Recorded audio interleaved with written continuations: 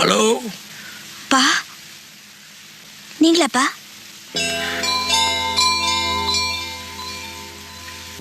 அப்பா நீங்களாப்பா?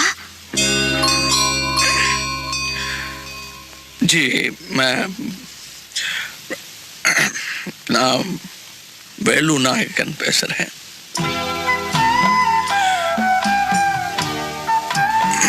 அங்க ஏசி ஐயா இருக்காங்களா? அப்பா என்னாச்சுப்பா? உங்களுக்கு ஒன்றும் அழலையே? இல்லை, என்னை பார்க்கணுன்னு ஏசி சார் தேடிட்டு இருந்தாரா. நாளைக்கு என் நீலா